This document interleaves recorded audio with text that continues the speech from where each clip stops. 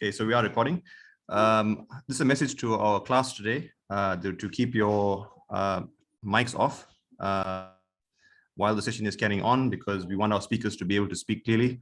So I will be muting people as they come in. But basically today, I'm very, very grateful to have three accomplished speakers in our midst. Trevor is coming up still, but let me introduce you to our three panelists today. The first is Mr. Sizwe Nxasana, I think who needs no introduction. He is one of the first 10 African chartered accountants in this country. He's the former CEO of Telkom and First Strand. Sizwe is currently the CEO of the Sifiso Group, as well as the Future Nations Schools. Sizwe, I really appreciate you being here for this time with us and to share some of your wisdom with us. We also have Mr. Hosni Zaouoali in our presence, who is also the CEO of Adaptika, the IT company that operates in the USA and Silicon Valley. Hosni is passionate about education. He develops software solutions on the metaverse for educational institutions. And we are really grateful to have Hosni in our presence today. He's also a lecturer at Stanford University in the US. And I'll be interested to see what type of insights Hosni can bring to the conversation today. Also have in my midst Trevor Chinyanga, our own UKZN alumni. We're very happy to have him here. We want him for specific insights to our students on the techniques that he used during his PGDA year coming through, especially during the study break. I think it's going to be very relevant for our students today. So with our welcomes all done, I'm going to dive straight in to our questions. So my first question today, and normally I ask this to our panelists all the time, is what is your daily routine? So Hosni, this is your question. What does your day look like? How do you plan your day to ensure that you're successful and you meet all your goals for the day? I think one of the most important things in my day, it's actually to consistently wake up super early. So I try to wake up ideally before 5 a.m. And there are many reasons for that. You can squeeze more work, you are more focused, you accomplish more quality and relevant work, but also your phone doesn't ring. And, and then you have that mental space to actually dig deeper into the thinking. Most of the time, entrepreneurs are simply stuck in a constant state of emergency. Phone is ringing, emails are coming, people are knocking on the door. It's just problems after problems. So you're putting off fires all the time and you have no time to dig deeper into what are you doing exactly? What exactly are you doing? A year later, 2 years later, 3 years later, you're still in this constant state of emergency without having enough mental space to think about the purpose of what you're doing and are you doing things strategically? Waking up in the morning super early gives me a little bit that clarity. So, and I'm not going to be like, hey, I wake up in the morning and I do yoga or I do meditation. I wish I could do that. I'm not that disciplined, but the simple fact of waking up in the morning early makes me go to bed early. Therefore, it doesn't make you party.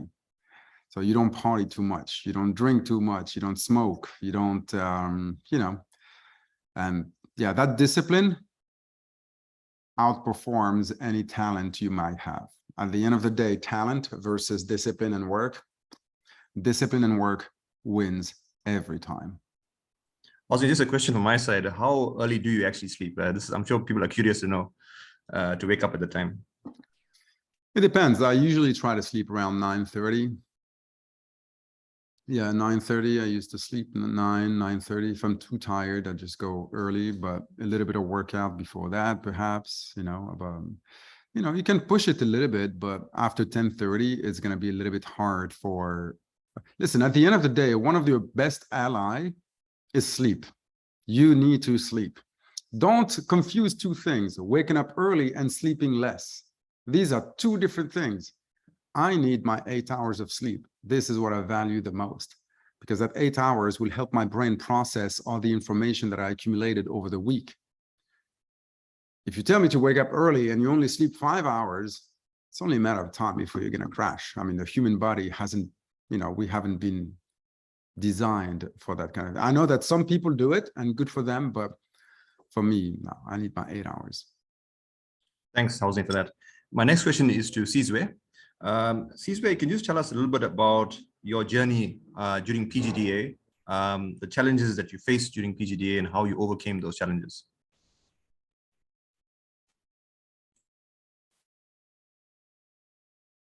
I think Sizwe, just unmute there. I was saying, remember, you know, I did my PGDA, it's almost 40 years ago. So it was in a very, very different era. We didn't have PGDA as such. I mean, I was studying at UNISA and I did the BCom honors. Well, I guess they're still BCom honors today. For starters, I had been studying part-time because UNISA was the only option available to us. Remember 40 years ago, this was now the deep, dark days of apartheid. So I couldn't go to any of the contact or residential universities.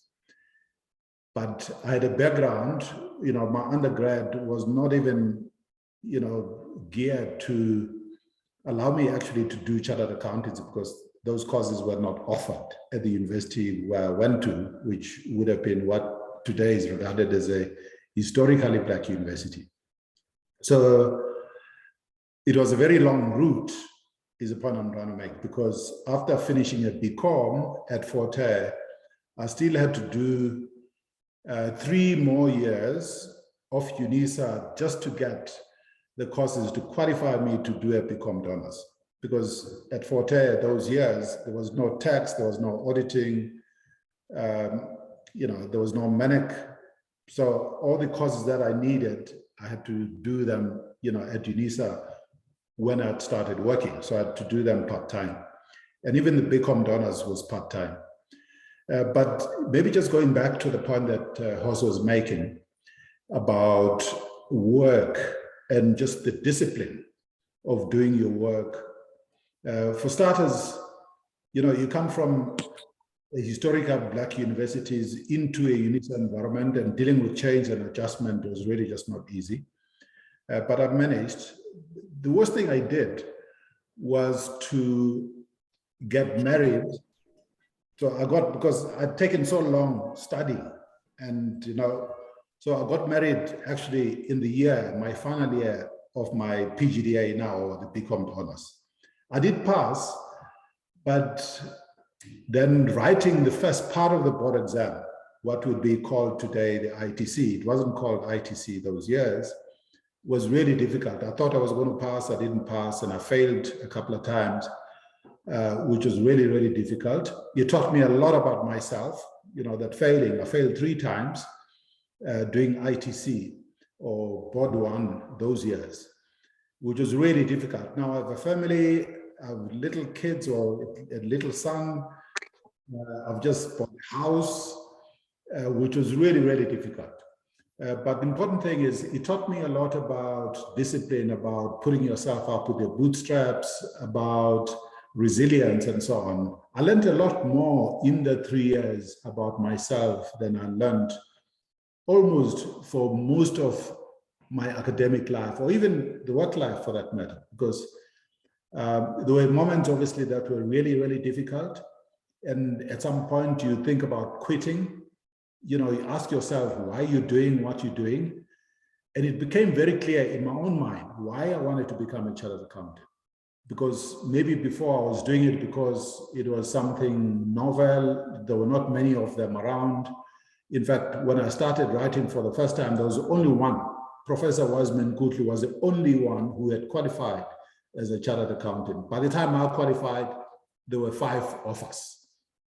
But failing was really character building for me because, as I say, it focused my mind why I really, how badly I wanted this. And I wanted it bad enough that I was prepared to stick it out, and, you know, eventually I passed. Thanks, Sizwe, for that. I like the part where you were hungry for it, because I think students just need to have that hunger and passion, you know, to get through CTA and PGDA at the end of the day, and even ITC for that matter. My next question is to Trevor. So Trevor, I think students are waiting or dying to know what your strategy was during the exam period, the study period, just before the exams, how you approached that period in terms of your actual study strategy before the final PGDA exams. Okay. Yeah, no, those weeks are horrendous.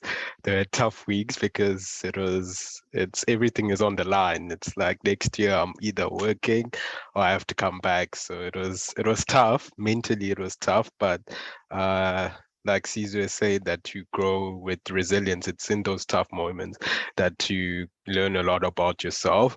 So yeah, for me, sleep was very important. Similar to Hosni, I went to sleep about 9 o'clock, 9:30. I was out. I went to sleep. I'm not the late night type of person that will study all the way to 2 o'clock.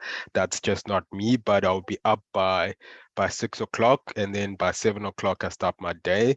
I used to do a morning session, try to divide it into a morning session and an afternoon session where I really focused, no distractions, no phones.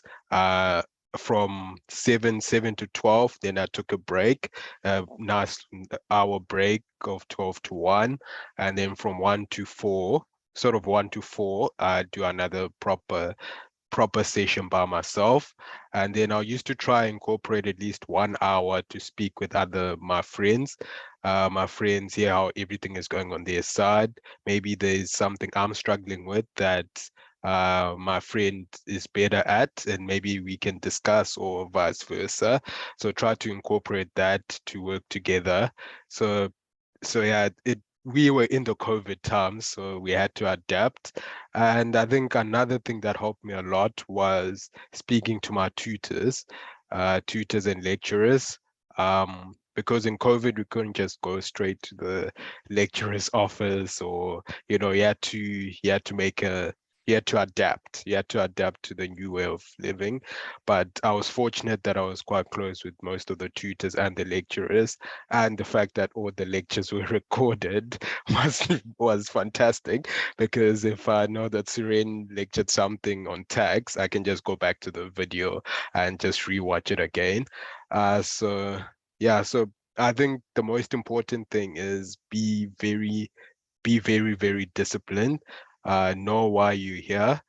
You are in PGDA, which means you already have a degree. You're smart enough to be here. It doesn't matter what your test 1 or test 2 results are.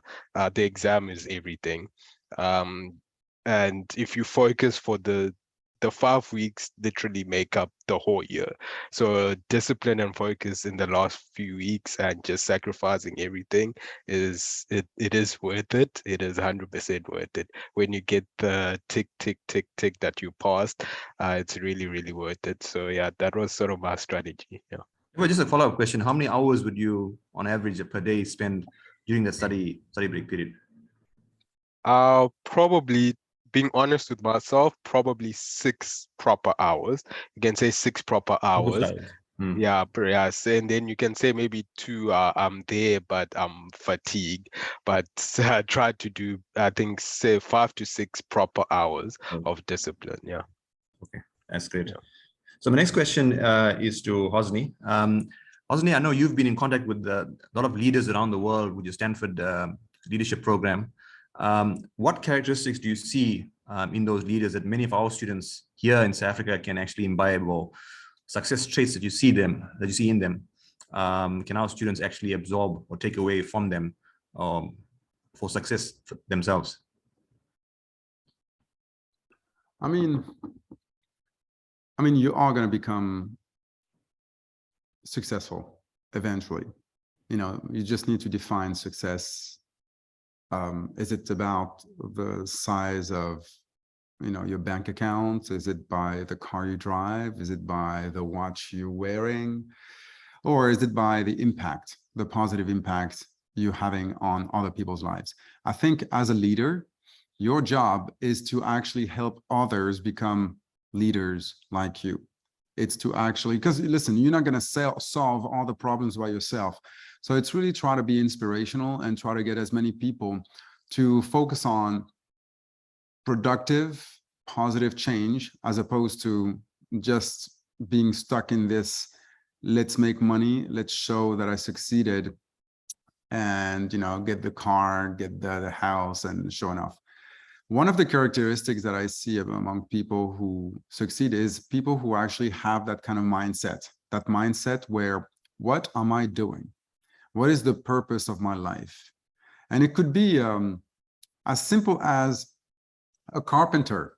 If there's a big difference between a carpenter who knows why he or she is a carpenter and a carpenter who doesn't really know and just inherited that from their parents and just keep doing it, and very sadly. So the number one, I think, I mean, one of the very important trait or characteristic of leaders all over the world is that specific focus on their purpose. And second, they never give up. They simply never give up. Look, at the end of the day, there's a massive economic crisis all over the world right now. It's going to last 2 years. After 2 years, it's going to boom again, and we're going to have a great time, you know, of making money. Almost like 2008 to 2010, it was really hard, and then after that, everything flourished. Cool. There's no better time right now to start either a company or start a new career. Why? Because you're starting with, it cannot be worse. It can only go up. At the end of the day, I can tell you that over the next 2 years, there would be a lot of companies, whether they are our competitors or they will just go bankrupt. Why? Because they would have given up, and they would have been very smart with their money. Cash is king. Be careful, pace yourself. And then eventually, whoever resists or whoever subsists will win it all. Winner wins it all at the end. So one of that second characteristic is obviously to never give up. That's what it comes down to. So think strategically about what you're doing and don't ever give up, no matter how hard or how life sucks. Yeah, just don't give up. Pivot. You need to pivot. You need to know, oh, okay, this is not working, so I'm going to pivot a little. But don't give up. That's all. Thanks, Hosni, for that. Really appreciate it. I like that part about just being resilient and just carry on and doing your best and pivot as much as you can. My next question is for Sizwe. Sizwe, we know you're a busy man and have many, many duties. You call yourself a teacher, but at large, I know you have much more responsibilities than that.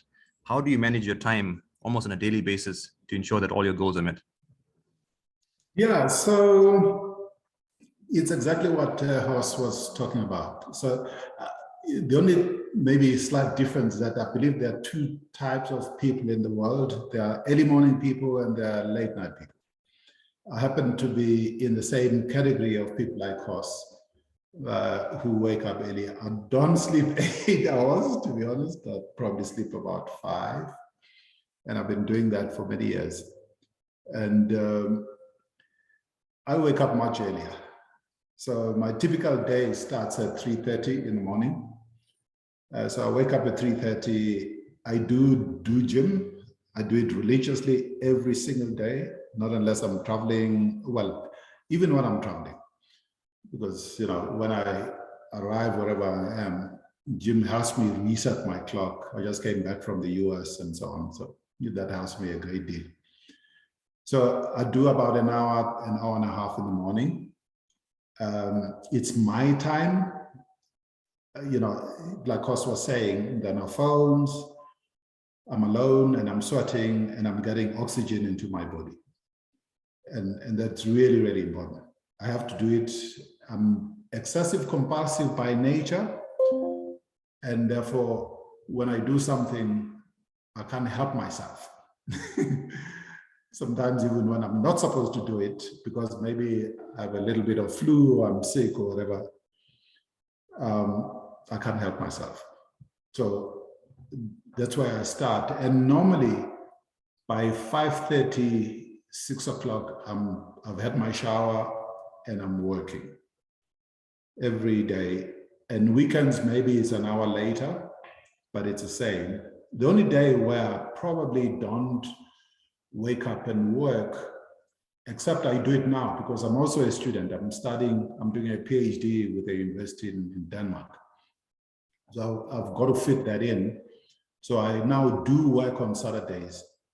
Before I did the PhD, Saturday was the only day, not unless there's some deadline and there's something that I'm chasing or pursuing. I wouldn't typically work on a Saturday. But Sunday for me has always been a normal work day because I'm preparing for the following week and I'm reading stuff or doing whatever I'm doing, you know, for the following week. So typically on Sunday, I probably work for about 5-6 hours. Start early in the morning before the family wakes up and so on. So it is about putting the hours in. And normally, I mean, I'm not done until 9:30. My wife's clock is exactly the opposite. And obviously we have to find a happy medium so that at least we can have a chat, we can have dinner, we can, you know, go to bed together, because otherwise it wouldn't work. Because like, for instance, when we are not together, she probably normally goes to bed at midnight or after midnight. That wouldn't work for me. And she can't wake up at the time that I wake up. It's fine for me to wake up, at least, you know, she's still sleeping for another 3 hours or so by the time I wake up. But that's how I fit in everything that I can do, because exactly the point that was making. If you are working, it doesn't matter how talented and how smart you are. If I'm working 14 hours a day and you are working 7 hours a day, and assuming both of us are working smart, clearly I'm going through 2 times the things that you are able to deliver in your normal workday. So that's why for me, I mean, whether I was an entrepreneur, which I am now, having started, I mean, I started 5 businesses at the same time in 2017, and growing all of them at the same time just means you have to put the time in, plus everything else that I do, you know. So I'm able to cover a lot more in a day than a lot of people. But when you look at entrepreneurs and people that do things or start things and so on, you'll find a very similar kind of pattern in terms of what we do. There's consistency, there's discipline, there's a lot of hard work, because there's just things that you need to do. You need to reply to emails. When I started, you do menial things. I have to process every payment that comes through when you're starting a business. You hire 1 person, 2 people, 3 people, 20 people, 100 people in that process. And there's just a lot of sometimes very menial things, sometimes things that are not strategic, but, you know, to understand your business and what you're trying to do and bring other people on board for them to understand what you're doing. I do believe you go through various phases. Once a business starts to mature, which is where we are now, 6 years later, you start to delegate and you have structures and people to do things and so on. But in the initial phases of any startup, there's a huge amount of hard work that you have to put in to make things happen. Thanks a lot, Sizwe, for your answer. Very comprehensive indeed. I have another question for Trevor, and this is one from the students as well. In fact, one is from the student and one is from me. The first one from the student is, how did you divide your time in the 3 weeks between the 4 modules? That's the first question. The second question is, how did you deal with failure? And I'm sure, Trevor, even you would have had experienced some level of failure in your tests, and how you overcome that failure. So I think the first one was, how did I divide my time? I tried to do 2 modules a day. So like I said, I mainly focused on studying in the morning, 1 hard session in the morning and then 1 in the afternoon. So I tried to do 1, well, an accounting in the morning, where I need to think about my numbers and everything, and then a theory module, which is either auditing or tax, in the afternoon. So I wouldn't study accounting and management account and math on the same day.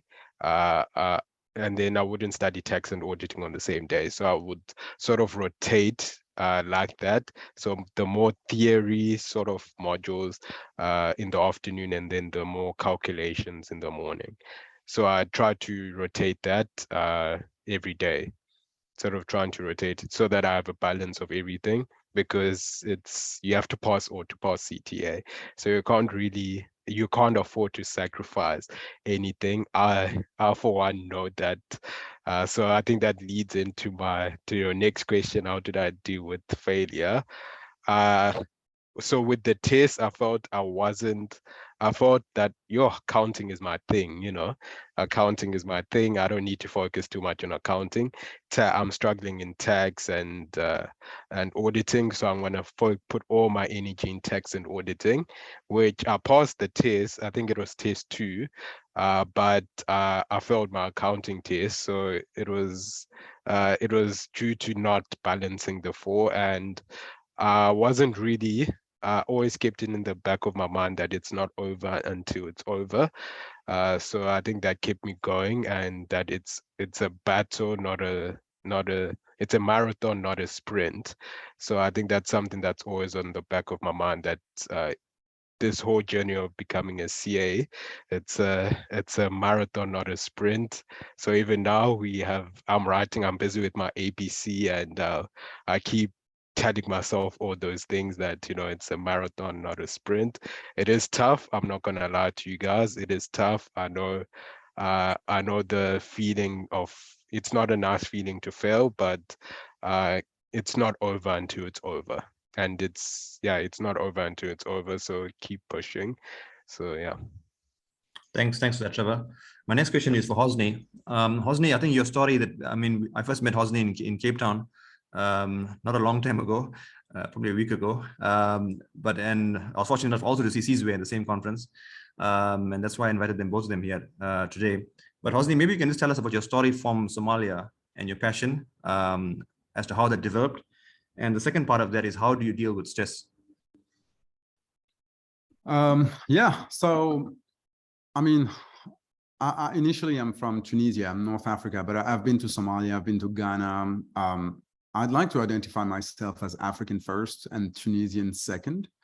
The Tunisians don't really like when I say that. I said it in the news a few times, but whatever. I think it's very important that we think about Africa as united. So therefore, I'm African first and Tunisian second. And that's why it led me to go to Francophone Africa, English Africa, Muslim Africa, Christian Africa. It doesn't really make any difference. What does it mean to be African, first of all? It means, and I think that came from perhaps from my parents, they were illegal aliens. They weren't even refugees. They were illegal aliens from North Africa to Europe. They ended up on a boat. The boat was supposed to go to Italy. They ended up in France. So anyway, for 18 years, it wasn't really the easiest part of my life.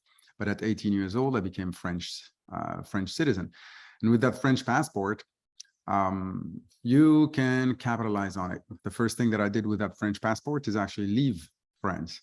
Why? Because France was, at that time, quite unfair with people from Africa. I hope it changed since. I mean, I think something that's very important to understand is that 41% of the African population is under the age of 15.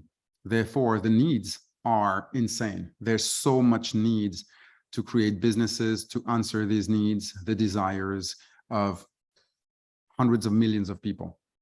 1 out of 3 human beings in 2025, don't quote me on that, it's 2030 perhaps, but 1 out of 3 will come from Africa. So it means that we're going to be the consumers, but also the producers of tomorrow. There are a lot of opportunities out there, believe me. There's a lot of them. So don't feel like, oh my God, I have pretty much nothing to do. There's like the number one problem in my company right now is that we hire people, but we pay them way too much. If I could have equally qualified people from other places in the world that would be hired on the spot. But, it's just super expensive. Back to my initial point when I was talking about Africa, and it's about, do you care? To me, I care as much about a kid in Ghana than a kid in Somalia, than a kid in South Africa or a kid in Tunisia. As soon as you think like that, you are African first. That's the first thing. The second thing is about your question earlier. about the entrepreneurship and the way you approach failure. This is a very important part because listen, I'm talking, my last name literally means poor, broke ass dude, Zaouali. We were the poorest family in a poor neighborhood, in a poor city, in a poor country in Africa. So I know what it is not to have much. Now, here's the beauty of this. When you don't have a lot, or when you have nothing when you start, you literally have nothing to lose. And that's a pretty amazing thing. You are ready to take risks. You are ready to throw yourself out there and try things that nobody else would try. That's the first thing. The second thing is think about failure differently. What if I came to you and I told you that your success will only happen after 24 failures? You know, let's just say I have a crystal ball and I come to you and I tell you, you will succeed only after 24 failures. Wouldn't you be excited to have your first failure and then your second and then your third? Now you are so way closer to success. This is how you need to think about failure. You need to think about it as a mandatory passage for success. As soon as you think about it this way, celebrate failure, learn from it, and get closer to your goal. I'll stop here. Thanks, Hos. And then the other thing, Hos, is about your stress management technique. Is there anything particular that you do to manage your own stress? I go outside in the street. I choose a random person and I beat the hell out of them. I'm just kidding. I don't do that. Can you imagine a poor homeless person that just passing by? Why would you do that, man? No, don't do that, please. Look, to me, honestly, it's about perspective. Nothing is ever as good or ever as bad as it seems. You know, oh, you go on TV and your company is launched. Yeah, great. It's the best thing in the world. Nah, you know, it's not, it's never as good as you think. Oh my God, we have no more money in the bank account. What are we going to do? Are we going to fire everybody? Sure, but we'll start again in 2 weeks, 3 weeks, 4 weeks. Nothing is ever as good or as bad. And then what I do is I take even more perspective and I'm like, human beings have been on this planet for a very short amount of time. In 13 billion years, there will be a black hole that will absorb pretty much everything in our solar system. Our lives are really not that important, or our little problems are not very important. What matters the most is the positive impact you're having on people. So really, the way I do it, it's a really weird thing to do. But every time I have like a massive problem, especially about money in the company, I say, fuck it. And I start giving money to poor people just to make it even worse. And things, you know what? It always works, man. I don't know why. It always works.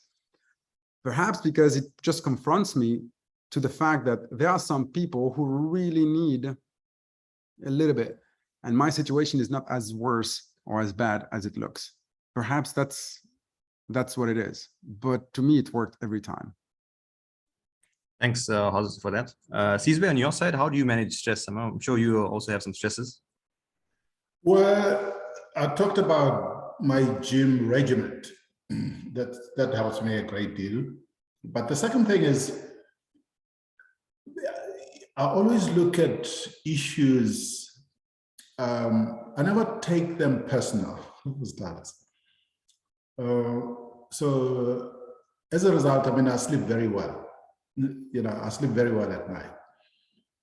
You know, even in my younger days, of course, when you're stressed and so on, I mean, there are moments when you are stressed. But in any situation of stress, it's about the mindset of seeking solutions to that stress. And there's always a silver lining to any stressful situation. And it's how you look at it. I never dwell on stuff. I just don't dwell on stuff. You know, so I sort of maybe have trained myself to find a solution and then move on. is sometimes, yes, you're sort of stuck in this situation, and until you find a solution, you have to deal with it. So it's a perspective of how you deal with stress. I mean, I'll give you a couple of examples. Obviously, studying, writing exams, failing is disappointing and stressful. It is stressful, especially when you're trying to figure something out and you're doing something and you can't seem to be winning. You can't seem to be succeeding. You know, it can be stressful. So, you know, you deal with that situation and you just keep trying. You just keep trying, you know, and often, eventually you will sort of make it and you will succeed. But for me, maybe at this point of my life, I have very few things that are stressful, to be honest. I have work pressures and I have stuff that needs to be done. I have projects or solutions or problems that I need to solve. And I guess I've acquired enough skills at 65 years old to deal with those situations. So there are really very rare occasions when I have stress. I always have issues to deal with and problems to solve. That's what you do every day. In my typical day, that's all you deal with: small little problems, medium-sized problems, big problems, and it's about trying to figure out how to solve those problems. So it's not stressful, and I don't wear those things. They're not personal, as I said earlier. Thanks, Sizwe. Just out of curiosity, Hos, do you also work on a Sunday, or is that your rest day? There's no rest day, man. I'm not gonna lie to you. So you're also the same. Sunday is a working day. No, but look, I mean, it depends what you do with your life, right? To me, rest, what you call rest, is not necessarily lying down in a hammock and drinking whatever you want. To me, it's just a change of activities. So a little bit like Sizwe, if I work really hard on strategic leadership in my company, I will switch it to, hey, I'm going to play basketball. And after that, I just go back to accounting, and then I just change, I just change activities. But I usually try to use my time very wisely. Like, there's not a dull moment where I'm just like, hey, I have nothing to do. And that's a little bit of a problem. I'm not going to lie to you, because eventually it catches up on you. You never had the time to rest. But sometimes, I mean, like, a little bit of meditation, a little bit of breathing exercise, that's also something you do. It's something useful that you do. My point is, Sundays, just a regular day, man. You just go do some sports or just have fun. But I usually never really, never really just do nothing. And again, it doesn't mean that you should do that. A lot of other successful people spend time really just wondering and waste time, and that's fine, because it helps their brain process a lot of information. So there's no secret to that. But Sunday I slow down, but I don't stop, really. That's great. Yeah. And Hos, do you meditate every day? Is that part of your strategy to managing stress? I wish I could tell you that it's the case. It's an extremely hard thing to do, to be honest, if you want to do it properly. And I'm not necessarily the right person to talk about it, because I'm not doing it properly. Your mind is like a wild horse, and as soon as you try to meditate, as soon as you try to focus, your mind is already gone in the bushes of your brain, and then you bring it back. It's freaking exhausting, and I wish I could tell you that I know exactly what it is to be mindful and have mindfulness, but no, I'm like you. I'm like anybody else. I'm just struggling with my own device, this brain. Trevor, thanks, Hos. Trevor, I have a question for you. Trevor, in terms of your learning approach, your teaching and learning, or your learning approach for PGDA, how did you go about actually going through material? Would you write down summaries? You do that, or would you just read through the textbook? Would you go to the tutorial or just lectures? What was your approach to actually learning material? I felt I didn't have enough time to do summaries and do all these cute, nice spider diagrams. But I know I used to study a lot with female, so I know the girls used to like to do that, and I would feed off that. So personally, I found I didn't have time for that because I prioritized listening to the lecture first. So I think we only started having like live lectures a bit later on. I think most of the stuff was recorded. So in a way, I liked that because I could listen whenever I wanted to. So I listened to the lecture first, and then from that, I start doing the tutorials. So once I've get an understanding of a particular topic, then I move on to do the tutorials. So I think I focused a lot on the tutorials because it gave me a lot of practice, actual practice. Because I feel a lot of times you know the theory, but you don't know how to apply the theory. So I think I tried my best to apply all the theory as much as possible. And in the final few weeks, it was just doing questions and questions as much as I could, but also not too much, as much as I could to cover sufficient coverage over everything. Because yeah, so that was my approach. And just a follow-up question, Trevor, how many hours would you spend sort of writing questions out during that study break period for your exams? Or was there this more oral reading I work? think, yeah, I personally didn't spend too long writing it out because I wanted to focus a lot more on what the markers wanted and reading a lot of the memos and the markers comments. Because I felt by the time we had the study break, I'd done everything myself, like writing it out. So what I wanted to refine was just what do the lecturers want for me to get that 50% to pass.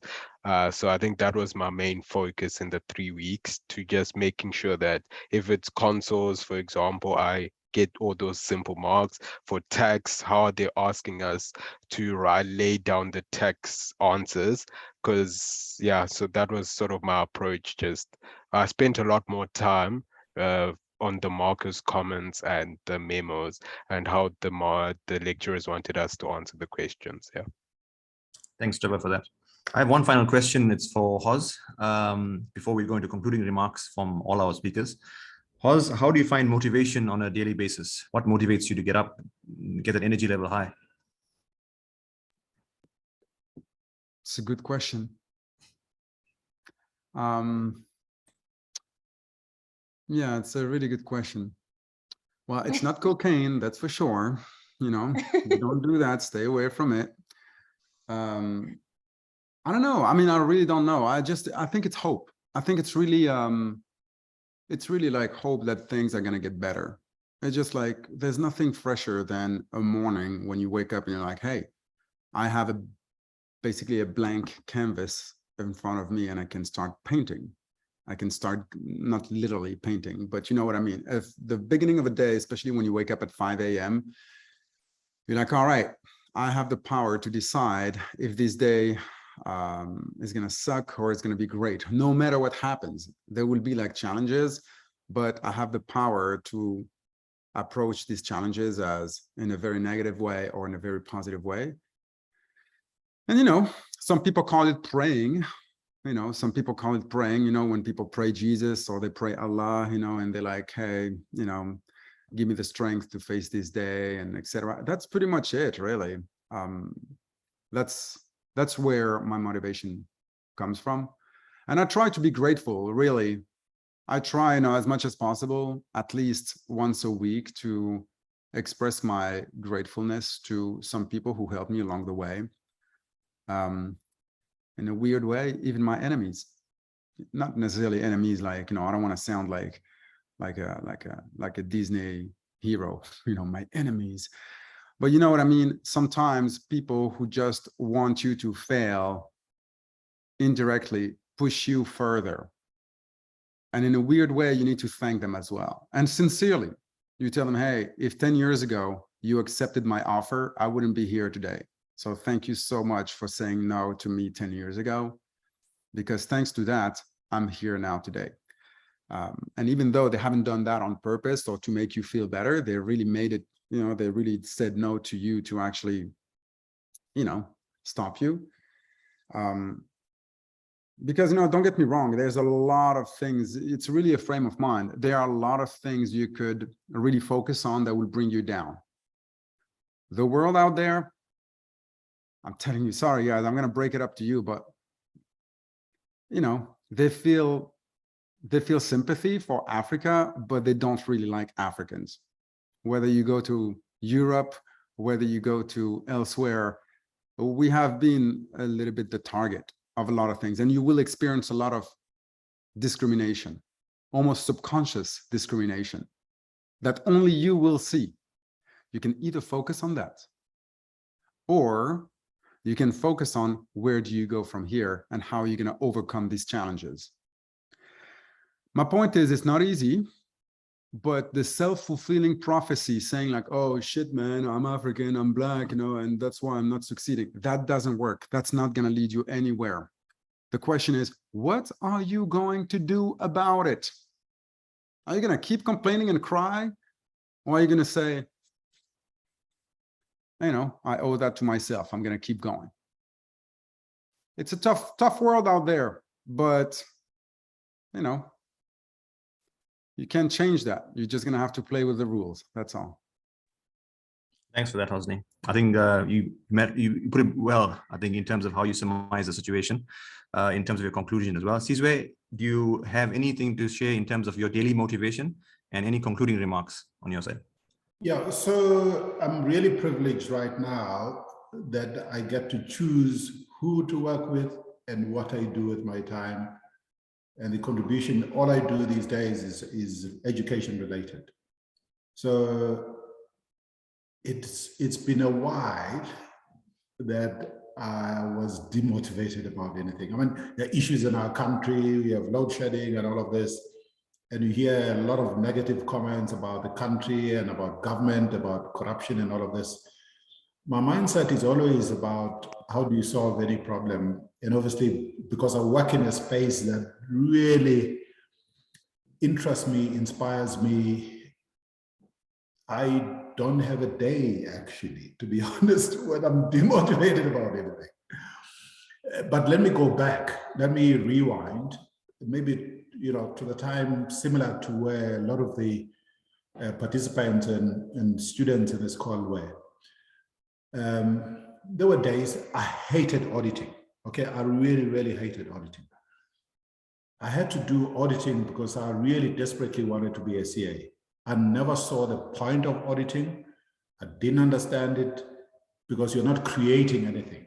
You're checking stuff that other people have done. So it was really difficult and stressful and demotivating for me to study auditing. And that was one of the key reasons for my failure. The failure when I was doing, board and what is now ITC, because I failed auditing every time until finally I'm like, oh, I must stop focusing on tax, accounting and MANAC. And I have to do this auditing and try and really just, bite the bullet and do it. So there were moments, and when I was failing, were there ever any moments when I wanted to quit and I asked myself the question why I'm doing this? Of course, yes. And what really helped me those years was people that I surrounded myself with. My wife and my mother were my biggest fans, and they spoke life into my soul. In other words, when you have people who keep telling you, no, you're almost there, just keep going. Even when you're saying to yourself, maybe I must quit, maybe this is not for me. Those people really mattered. So maybe I shut out the noise of people say, oh no, maybe you must quit, or maybe, and people say it directly, sometimes indirectly and so on. So that helped my level of motivation when I was really down. And I remember when I failed for the first time, because I hadn't failed actually in my life. And when I failed for the first time, the world really was like crumbling. The world was coming to an end as far as I was concerned. And that's why having those people, and it just happened that at that time, I had a 3-month-old son that had just been born. I'd just got married. I'd just bought a house because I was not expecting to fail. So my world sort of came down, but the fact that I had a little life to look after. My wife was still a student, was still at university doing her 4th year, actually, of medical school. So I'm the only breadwinner in the house. So actually, that kept me going. And, you know, I think it's a perspective, especially, I guess, when you are privileged. It goes back to the point that Hos was making, you know, dishing out money to people who have nothing when you yourself are battling gives you a very different perspective. And it's about appreciating the privilege that you have, the fact that you are doing a PGDA, you've gone this far when others maybe even told you will never get this far. Maybe your friends or some of the family members never got this far. Should be enough of a motivation to keep you going. Because you're almost there. You're really almost there. Thanks, Sizwe, for those words. Really appreciate it. I'm sure our students do as well. Finally, Trevor, what is your daily motivation and any final concluding remarks for our students? I think my daily motivation is I want to be sitting in the shoes of Hos and Sizwe one day, because yeah, I'm 2 years ahead of everyone on all the students on this call. So I still haven't finished my journey as well. So I'm also trying to look for motivation, look at inspiration, looking at the lecturers, even this Suren, Charmaine, when I was there, or they've made it the CASA, the 4 letters. So that keeps me going, that this is a journey I started in grade 10 when I decided I want to become a chartered accountant. I've made it this far. If I've made it this far, what's the point of quitting when I'm just left with a few hurdles? So I think that's something, even for you guys on the call, I think you're now in PGDA, you've made it this far, you passed your matric, you've passed your 3rd year, and you have 1 degree, yeah. And not a lot of people in this country have a degree, and you guys have it. So it's something that's big, that sometimes you look back and say, what have I achieved? You've already achieved a lot at this stage. So I think just keep going, keep motivating, keep positive as well. I think similar to Sizwe, I really try to keep a close group of friends that we remain positive together, that one day we are going to be we are the future of Africa, the future of the world, and nothing is impossible. So yeah. Thanks for that, Trevor. Wonderful advice. So thanks you, everybody. Once again, I think we've exceeded our time slightly from what we were supposed to finish. But in concluding remarks myself, firstly, I hope the session was valuable to everybody who attended it. To all our students, I hope we took good motivation from Hosni Zaouali, Sizwe Nxasana, and Trevor Chinyanga. You guys have done a fantastic job today of hopefully inspiring our students to better results. We're hoping for good results in the PGDA. So hopefully you guys did the job. So thanks once again to Hosni, to Sizwe, and to Trevor for a wonderful afternoon. And I'm sure many of us wouldn't forget this for a long time. Take care, enjoy, and have a good afternoon. Guys. Thank you so much. Thank you, Sizwe. Thank you, Trevor. Thanks, Surendran. Thanks, guys. Thanks. Bye. Good luck to all of you. Good luck, everyone.